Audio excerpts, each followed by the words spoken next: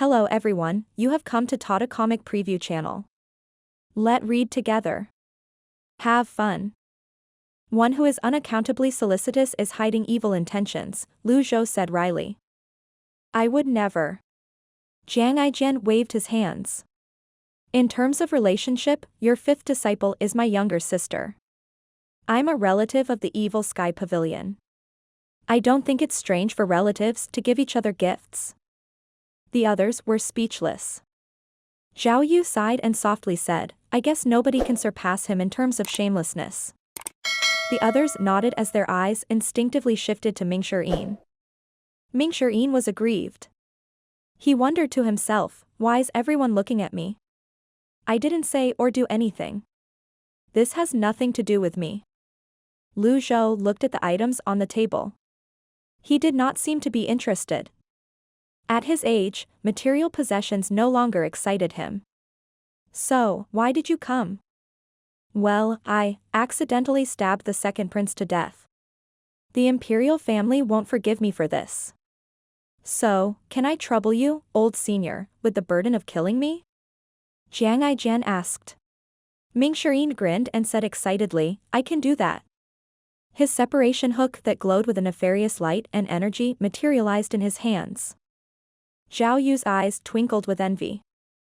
Zhenghai speechless. Then, he said, I don't mean it literally. Great Yan's imperial family is searching for me all over the empire right now. I've already cut ties with my comrades, and we're no longer in contact. There's no place for me to go. After thinking about it for a long time, I feel that the evil sky pavilion's the safest. So, you want to stay here for a period of time? Zhou asked. You're intelligent, old senior. Zhou stroked his beard and nodded. You're my source of information. Naturally, I will help. You. Zhenghai was greatly moved by this. He bowed and cupped his fists. Thank you, old senior. Zhou looked at him grinning. He frowned and said, so, aren't you going to say anything? About what? Zhenghai was puzzled. You're the third prince, and you killed the second prince. The crime of killing one's brother is spat upon, no matter where you go. The others nodded. Their master had a good point. Throughout their journey here, Zhenghai had been smiling and grinning as though nothing had happened. An ordinary person would not react that way. Not only was the person he killed Great Yan's second prince, but it was his elder brother. When Zhenghai saw Zhou's serious and stern expression, the smile on his own face gradually vanished. He sighed softly. The dead are dead. There's nothing I have to say. So? It's true that Lu Huan was the one who burned down Zhenghai Palace? Zhou asked. You know about that? The Prince of Qi, Qin Jun, is on my side, Zhou replied. Very well. I've almost forgotten about him. Zhenghai nodded. He turned to look at Zhao Yu and Ming Shi'in and said, wronged soul cries in lonely moonlit city. There's a natural cycle in the world. Anyone who commits sin shall be dealt with by another. Truth be told, many have tried to persuade me to let go of my grudge and the past, to never bother myself with the imperial family, and stay away from the court. How good will it be to live a free life as the sword freak? However, every time I fall asleep, I will remember the flames, how fiery red they were as they seared my eyes. I couldn't sleep. Whenever night falls, I can hear their cries for help and their wails of pain, and yet, I remain powerless. The others looked at Zhenghai. Zhou looked at him as well. Zhenghai said with a sigh, in the end, I took it all upon myself. Oh, how lucky I am to have met all of you. If you're moved by my story, please be nicer to me. I'll be plenty grateful. The earlier parts of his tale sounded genuine, but as his story went on, it felt fake.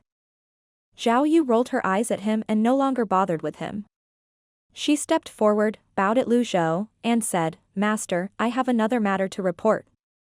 Speak.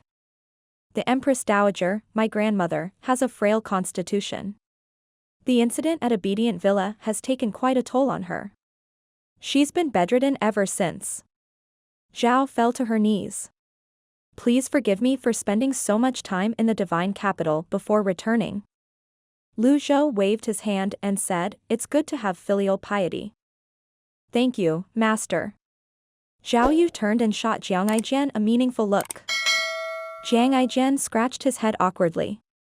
He said shamelessly, old senior, to tell you the truth, the Empress Dowager is in a critical condition. I'm afraid that she won't survive the winter. Zhou understood now. He said, there are many elites inside the palace, and the imperial physicians are all highly skilled. You're dreaming if you want me to intervene. Zhao Yu said, Master, it's witchcraft. Witchcraft. This surprised Zhou.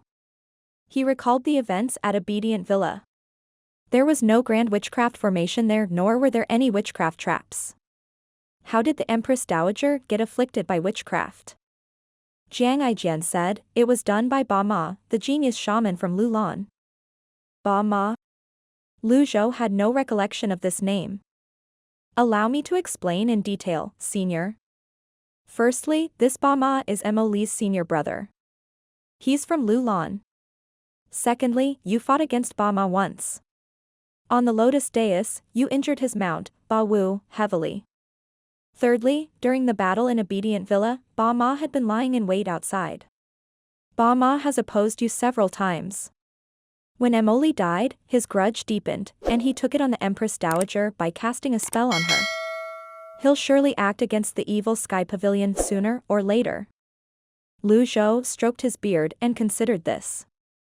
Jiang Aijian said again, old senior, I won't ask for a favor from you without proper compensation. I'll help you capture the evil Sky Pavilion's traitor, your seventh disciple, Wuya. Zhou looked at Jiang Aijian. He said skeptically, you're confident about capturing Wuya? Nope, Jiang Aijian replied with a straight face. The others were rendered speechless. If you're not confident, why would you even say it in the first place? Zhou stroked his beard and stood up. He looked at Zhao Yu and Jiang Aijian and said, since you have a favor to ask of me, you should have been the one to come to me. Disregarding one's standing in the situation and maintaining a slightly arrogant attitude while asking for a favor. This was not how things were done. When Jiang Aijian heard this, he was overjoyed. He bowed at once and said, that's only natural. With these words of yours, old senior, I can rest assured. Zhao Yu chimed in, thank you, master. At this moment, a voice rang from outside. Greetings, master. The others turned to look. Zhu Honggong fell to his knees at the door. Then, he shuffled into the hall. He bowed and kowtowed continuously as he entered the hall. Greetings, master.